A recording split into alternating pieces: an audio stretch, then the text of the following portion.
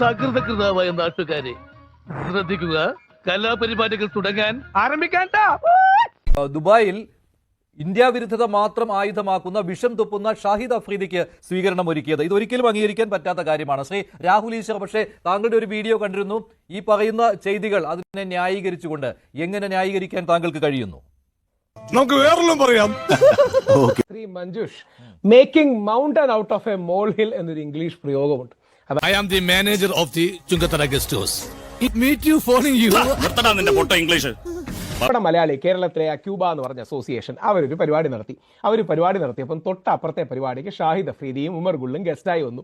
ഇവരങ്ങോട്ട് പോയി വിളിച്ചായിരിക്കണം കേട്ടോ, ഇല്ല ഷാഹിദ് അഫ്രീദി ഒന്നും വരില്ല. ഇപ്പോൾ ഈ മീഡിയയുടെ ഇത്രയും വിവാദം ഉണ്ടായത് കാരണം അവർ മാറ്റി പറയുന്നതാണ്, ഞങ്ങൾ അറിഞ്ഞില്ല, വിളിച്ചില്ല, ഷാഹിദ് അഫ്രീദി സ്വന്തമായിട്ട് വന്നൊന്നും ആയിരിക്കില്ല.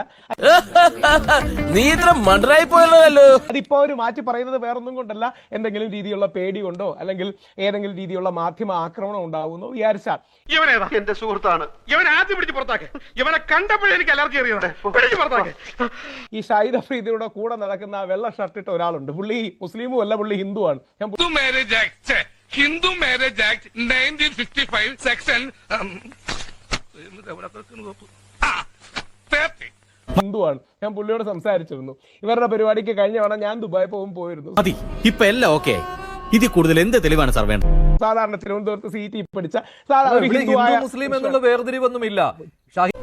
ബുദ്ധിയൊന്നും അതിനില്ലല്ലോ. ഷാഹിദ് അഫ്രീദി എന്നുള്ളത് ഇന്ത്യ വിരുദ്ധനാണ്, ഇന്ത്യക്കെതിരെ നിലപാടെടുക്കുന്നയാളാണ്, വിഷം തുപ്പുന്നയാളാണ്. അങ്ങനെ ഒരാളെ ഹിന്ദുവാണോ മുസ്ലിമാണോ സ്വീകരിച്ചത് എന്നൊന്നും പറഞ്ഞ് വിഷയം ആ വഴിക്ക് കൊണ്ടുപോകരുത്. വിഷയത്തിൽ നിന്ന് തെന്നി മാറുന്നു. ആരാണ് സ്വീകരിച്ചതെങ്കിലും രാജ്യവിരുദ്ധമായ നിലപാടാണ് എടുത്തത് എന്ന കാര്യത്തിൽ യാതൊരു സംശയമില്ല. അത് മഞ്ജുഷിന് എങ്ങനെ മനസ്സിലായി? നീ എന്താ വിസാരിച്ചത്? ഷാഹിദ് അഫ്രീദിയെ സ്വീകരിച്ചാനയിക്കുന്നതിൽ ഒരു തെറ്റുമില്ല എന്ന് താങ്കൾ പറയുന്നു. ശ്രീ പണിക്കർ, താങ്കൾക്ക് അനുകൂലിക്കാൻ പറ്റുന്നുണ്ടോ രാഹുലിന്റെ നിലപാടിനെ അനുകൂലിക്കാൻ പറ്റുന്നുണ്ടോ? രാഹുലിന്റെ നിലപാട് യാതൊരു വിധത്തിലുള്ള സ്ഥിരതയും ഉള്ളതല്ല. അത് ഇന്ത്യക്കാർക്ക് സ്വീകരിക്കാൻ കഴിയാത്തൊരു നിലപാടാണ് അദ്ദേഹത്തിന്റേത്. അവന്റെ വിദ്യാഭ്യാസ കുറവുണ്ടാവും, അങ്ങനെ പറഞ്ഞു. അതുകൊണ്ടല്ല, ഞാൻ കൊളോക്കിലായിട്ട് പറഞ്ഞതാ. അദ്ദേഹം ചോദിക്കുന്നത് അല്ലെങ്കിൽ അദ്ദേഹം പറയുന്നത് ഇന്ത്യയും പാകിസ്ഥാനും തമ്മിൽ ഒരു സ്കെർമിഷ് ഉണ്ടായിരുന്നു, അത് നമ്മൾ ജയിച്ചു, അതോടുകൂടി അത് അവിടെ കഴിഞ്ഞു എന്നാണ്. ആ കഴിഞ്ഞു എന്ന് അദ്ദേഹത്തിന് അസ്യൂം ചെയ്യാൻ കഴിയുന്നത് എന്തുകൊണ്ടാണ് എന്നുള്ളതാണ് ഒന്നാമത്തെ പ്രശ്നം. ദൈവമേ, മൂർഖനെയാണല്ലോ ചവിട്ടിയത്. രണ്ടാമത്തെ പ്രശ്നം, അദ്ദേഹം ഇപ്പോഴും കാണുന്നത് ഷാഹിദ് അഫ്രീദിയെ പഴയ ഒരു സ്വാഷ് ബക്ലിംഗ് ക്രിക്കറ്ററായിട്ടാണ്. അഫ്രീദിയുടെ ക്രിക്കറ്റ് സ്കില്ലിനെ പറ്റിയിട്ടുള്ള ഒരു ഡിബേറ്റ് അല്ല ഇത്. അഫ്രീദി എത്ര മികച്ച കളിക്കാരനായിരുന്നു എന്നുള്ള ഒരു ഡിബേറ്റ് അല്ല. ഇന്ത്യയുമായി കളിക്കുന്ന സമയത്ത് ഇന്ത്യക്ക് വലിയ തലവേദന ഉണ്ടാക്കിയ താരവുമാണ്. അതൊന്നും അല്ല ഇവിടുത്തെ പ്രശ്നം. ഒരു അഡ്ജസ്റ്റ്മെന്റ് പോണതാ രണ്ടുപേർക്കും നല്ലത്, ഇല്ലെങ്കിൽ സോപ്പ്.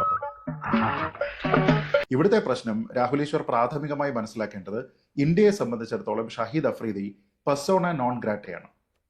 അദ്ദേഹം ഇന്ത്യയിൽ ഒരു അൺവെൽക്കം പേഴ്സൺ ആണ്. മറ്റുള്ള പാകിസ്ഥാനികളെ പോലെ അദ്ദേഹത്തിന്റെ വിസ സ്റ്റാൻഡ്സ് റിവോക്ഡ്. അദ്ദേഹത്തിന് ഇപ്പൊ ഇന്ത്യയിൽ പ്രവേശിക്കാനുള്ള അനുമതിയില്ല.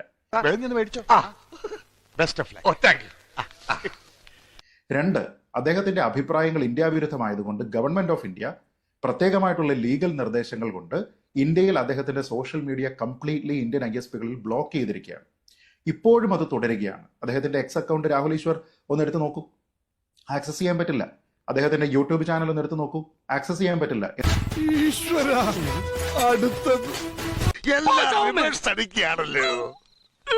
ഇനി എന്തുകൊണ്ടാണ് ഷാഹിദ് അഫ്രീദി അൺവെൽക്കം ആകുന്നത്? എന്തുകൊണ്ടാണ് ഒരു legal demand Indian government raise ചെയ്തതിനുള്ള കാരണം?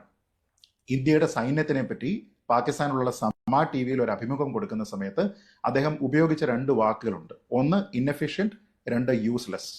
കാര്യപ്രാപ്തി ഇല്ലാത്ത സൈന്യമാണ് ഇന്ത്യക്കുള്ളത്, ഉപയോഗശൂന്യമായിട്ടുള്ള സൈന്യമാണ് ഇന്ത്യക്കുള്ളത് എന്ന് അദ്ദേഹം പറഞ്ഞു. ഇത് ഒന്നാമത്തെ കാര്യം. രണ്ടാമത്തെ കാര്യം, അദ്ദേഹം പറഞ്ഞിരുന്ന ഏറ്റവും ആപൽക്കരമായിട്ടുള്ള പ്രസ്താവന, ഇന്ത്യയാണ് ടെററിസത്തിനെ പ്രൊമോട്ട് ചെയ്യുന്നത്, പാകിസ്ഥാനല്ല, തീവ്രവാദം പ്രൊമോട്ട് ചെയ്യുന്നത് ഇന്ത്യയാണ് എന്നുള്ളത് അദ്ദേഹത്തിന്റെ ഒരു വാദം. രണ്ടാമത്തെ, പഹൽഗാമുമായി ബന്ധപ്പെട്ട് അദ്ദേഹം ഇതേ അഭിമുഖത്തിൽ പറഞ്ഞിരിക്കുന്നത്, ഇന്ത്യക്കാർ അവരുടെ സ്വന്തം ആൾക്കാരെ കൊല്ലുന്നു എന്നിട്ട് പാകിസ്ഥാനെ കുറ്റപ്പെടുത്തുന്നുവെന്നാണ്. ഈ സമയത്ത് ഈ അഭിപ്രായം പറഞ്ഞിരിക്കുന്ന, പാകിസ്ഥാന് വേണ്ടി ഇന്ത്യക്കെതിരെ ഇന്ത്യൻ സൈന്യത്തിനെ, ഇന്ത്യൻ ജനങ്ങളെ, ഇന്ത്യൻ ഗവൺമെന്റിനെ ചീത്തപ്പെടുത്തുന്ന, ഇന്ത്യയിൽ ബാൻഡ് ആയിട്ടുള്ള ഒരു വ്യക്തി അദ്ദേഹത്തിനെ ഇവിടെയുള്ള കുറെ മലയാളികൾ ചേർന്നിട്ട് സ്വീകരിക്കുന്നു. ചേട്ടാ, ഞങ്ങളുടെ പരിപാടിക്ക് കൂടി ഒന്ന് വന്നിട്ട് പോകൂ എന്ന് രാഹുൽ പറയുന്നത് പോലെ അത്ര ലളിതമായിട്ട് നമുക്ക് കരുതാൻ കഴിയുന്ന ഒരു കാര്യമല്ല. രാഹുൽ പറഞ്ഞ മറ്റൊരു കാര്യം അവിടെയുള്ള പറയുന്നത് ഇന്ത്യയിൽ ഇരുന്ന് ഓപ്പറേഷൻ സിന്ദൂരിനെ വിമർശിക്കുന്നവർ ഉണ്ടല്ലോ, അതെല്ലാം ഇന്ത്യ വിരുദ്ധതയാണ്, രാജ്യവിരുദ്ധതയാണ്, ദേശവിരുദ്ധതയാണ് എന്നൊക്കെ പറയാൻ പറ്റുമോ എന്നാണ് ആ ചോദ്യവും രാഹുൽ ഉന്നയിച്ചിരുന്നു. അതൊക്കെ ഗോപാലകൃഷ്ണൻ ഒരു നമ്പർ അല്ലേ? ഇത് എന്റെ ഒരു നമ്പറാ. കളിക്കുന്നത് അതിൽ വേണ്ട തെണ്ടി. ഷാഹിദ് അഫ്രീദി അടക്കമുള്ള ആൾക്കാരെ നമ്മൾ വെൽക്കം ചെയ്യുകയോ ഈ പാവപ്പെട്ട ഇവിടുത്തെ മലയാളികൾ ഇത്രയൊന്നും ചിന്തിച്ചിട്ടല്ലല്ലോ. അടുത്തൊരു പരിപാടിക്ക് അദ്ദേഹം വന്നു, ഇങ്ങോട്ട് വിളിച്ചു കയറ്റി 10 മിനിറ്റ് പരിപാടിക്ക് കൊച്ചിൻ യൂണിവേഴ്സിറ്റിയിൽ ബിടെക് പഠിച്ചതിന് ശേഷമുള്ള പിന്നിൽ ഒരു വലിയ ഗൂഢാലോചന ഉണ്ടെന്നാണോ കരുതുന്നത്? നീ എന്ത് തേങ്ങയാടി പറയുന്നേ? എനിക്കൊന്നും മനസ്സിലാവുന്നില്ല. ഇതിന്റെ പിന്നിൽ എന്തോ ചുമ്മാ വെറുതെ അതിലെ പോയ ഷഹീദ് അഫ്രീദി വെറുതെ നടന്നു വന്ന് കയറിയെന്നാണോ കരുതുന്നത്? ആണ്. ഷാഹിദ് അഫ്രീദി തൊട്ടപ്പുറത്തെ പരിപാടിക്ക് വന്നു. ഇവരിൽ പലരും എന്നോട് പറഞ്ഞത്, ഇപ്പൊ നാട്ടുകാരോടും പറയുന്നത്, ഞങ്ങൾ വിളിച്ചല്ല ഇങ്ങോട്ട് വന്നതെന്നാണ്. ഞാൻ ആദ്യമേ പറഞ്ഞു, അത് ഞാൻ വിശ്വസിക്കുന്നില്ല. ഇവര് പോയി രാഹുൽ ഈശ്വർ, താങ്കളോട് അവർ പറഞ്ഞിരിക്കുന്ന നുണയാണെന്ന് താങ്കൾക്ക് ധാരണയുണ്ടെങ്കിൽ പിന്നെ എന്തിനാണ് അവരെ മറ്റു കാര്യങ്ങളിൽ ന്യായീകരിക്കുന്നത്? കാരണം അവർ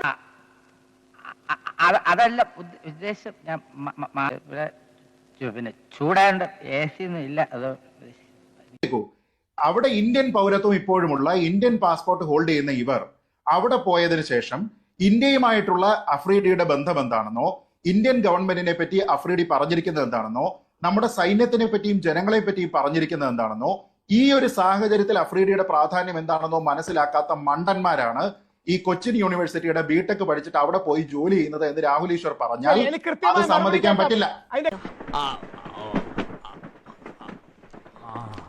രാഹുൽ പറഞ്ഞത് തെറ്റാണ്. കാരണം ഇന്ത്യയും പാകിസ്ഥാനും തമ്മിൽ അങ്ങോട്ടും ഇങ്ങോട്ടും എംബസിയിൽ ഒരു വലിയ റാം ഡൗൺ നടന്നു.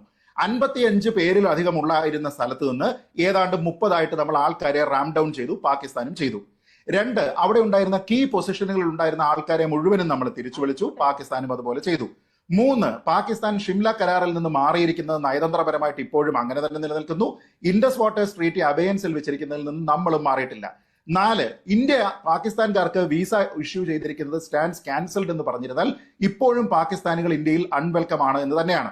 ഇവിടെ നിന്നുള്ള പാകിസ്ഥാൻകാർ പുറത്തേക്ക് പോകണമെന്ന് പറഞ്ഞാൽ ആ നിലപാടിൽ മാറ്റം വരുത്തിയിട്ടില്ല.